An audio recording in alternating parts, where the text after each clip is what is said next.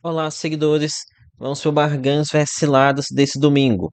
Aqui é o Thiago PS, seu canal Fica Esperto.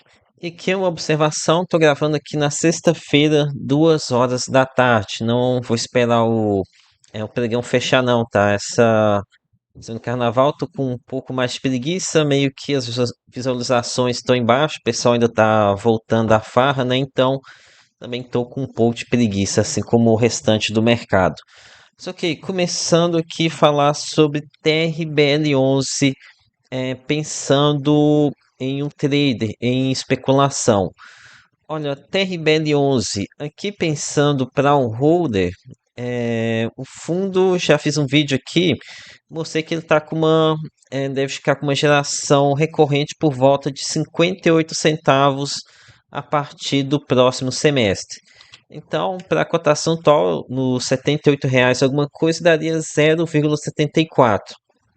Então, estaria já mais ou menos em linha com outros fundos de logística. Não dá para esperar tanto mais assim do fundo, né? Quando a gente tivesse recorrente. Então, para o holder, acredito que esteja bem especificado. Mas agora pensando aqui sob o olhar de um investidor trader. Como eu disse também no vídeo, o fundo ele recebeu um caminhão de rendimentos aqui nesse mês de janeiro.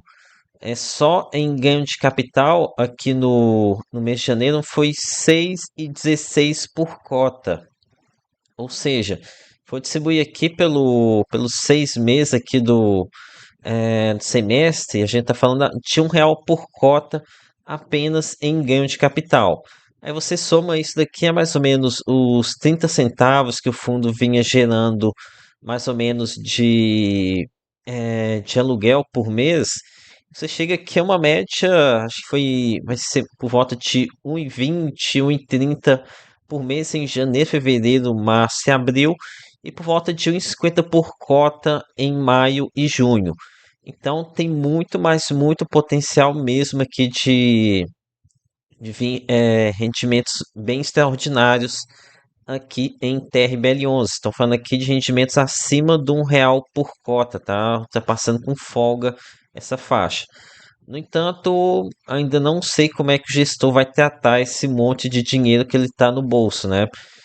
Tenho certeza que o gestor vai guardar o máximo possível aqui para distribuir nos próximos semestres, já que ele está esperando esse recurso, boa parte dele, para o segundo semestre. Mas então, voltando aqui na parte, falando para os traders, olha, tem muito espaço para rendimento extra aqui nesse semestre, tá? Então, aquilo que pode acontecer ao mercado, muito que desavisado, muito perdido, pode acabar ficando surpreso aqui com algum rendimento extra. Então, mesmo tendo subido aqui já 12% desde a divulgação do fato relevante, eu não descarto a possibilidade do mercado dar uma animada ainda maior quando ou se vier esse rendimento acima de R$ 1 por cota. Deixar bem claro aqui que isso aqui é uma especulação minha, tá? Eles podem muito bem guardar, distribuir tudo aqui no mês de junho, mas enfim, em tese, pela regra dos 95%, eles têm que distribuir muito rendimento aqui esse mês. Então, isso aqui pode acabar trazendo aqui mais uma especulação do pessoal comprando, assustando aqui com esse rendimento mais alto. Com relação aos fundamentos, olha, a TRBL11, após eu ter mostrado que conseguiu locar bem esse galpão em Contagem, mostrou que os imóveis são bons. Mas também não é um fundo perfeito, tá? É um fundo muito concentrado por inquilinos, tem a Braskem lá que está começando a dar problema, então também não tem fundamentos perfeitos, não. Além de gestor pouco transparente. Então eu vou colocar ele mais ou menos aqui, tá? Nessa posição. O preço também não tá o melhor, tá? Talvez seja mais interessante em outros valores. Ok, vamos agora aqui para o próximo. Comentar de forma bem rápida aqui sobre CACR11.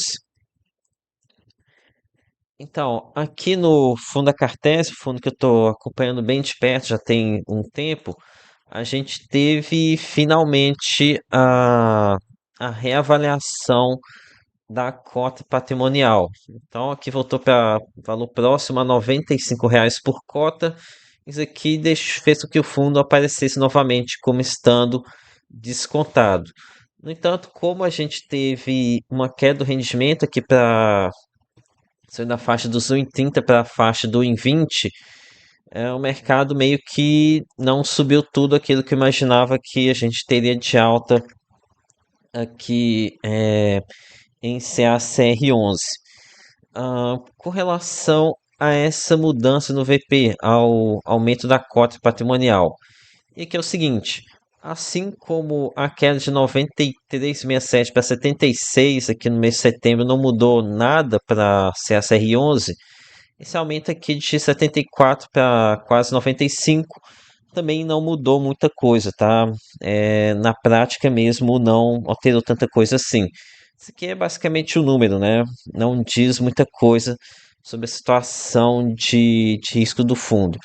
Então agora a gente precisa acompanhar o relatório mais de perto, né? Ver se teve algum lançamento aqui dos prendimentos críticos do monitoramento. A saber, o CRI Viva e o CRI Santo André. Aqui as previsões deles eram para dezembro de 2025, apesar de era uma previsão que eu achava que realmente era muito otimista. Agora que eles marcaram o lançamento para o primeiro trimestre de 2026. Então, realmente, se não sair nesse primeiro trimestre, já começa a preocupar, né? Porque são projetos aqui de alta representatividade que ainda precisam se provar, né? Ter essa demanda comercial pelos dois projetos. Então, aqui é um caso que é melhor acompanhar bem de perto. E como a gente não tem dessa resposta, acho melhor ficar um pouco aqui de olho nesse ACR11, tá? Esperar ter uma resposta para isso, para ver se resolveram isso ou não. Então, por isso, vou colocar ele aqui no meio do caminho. Em relação a fundamentos, colocar aqui o campo negativo, que realmente a concentração aqui no fundo não dá não, uma concentração realmente muito ruim. Ok, agora eu vou tratar aqui sobre XPIN 11, o fundo industrial da XP. É, Então, esse aqui é um caso que está envolto em muita polêmica aqui nos últimos dias. O fundo está para ser liquidado. Basicamente, a XP está querendo se livrar aqui desse fundo que não deu nem um pouco certo. Então, basicamente, o mesmo modo operandi que eles fizeram com o XPPR11, né? Que deram um jeito de vender os imóveis, depois vai passar para outra gestora para ver se o mercado esquece, né? Dessa cagada que eles fizeram. E então, aqui o problema é que nessa, nessa liquidação do fundo vai envolver a venda dos imóveis para um tal de fundo IBBP11. E aqui muita gente ficou descontente com a avaliação dos imóveis, com a proposta que foi feita pelos, im- pela aquisição. No entanto, aqui eles no dia sexta-feira, não, foi aqui, no dia 17 de fevereiro, soltaram um comunicado a mercado explicando o valor que eles estavam esperando aqui por essa venda. E aqui eles colocaram que o valor da proposta recebida especifica XPIN 11 a R$ 85,19. Enquanto isso, o fundo tá aqui sendo negociado a R$ 72,50.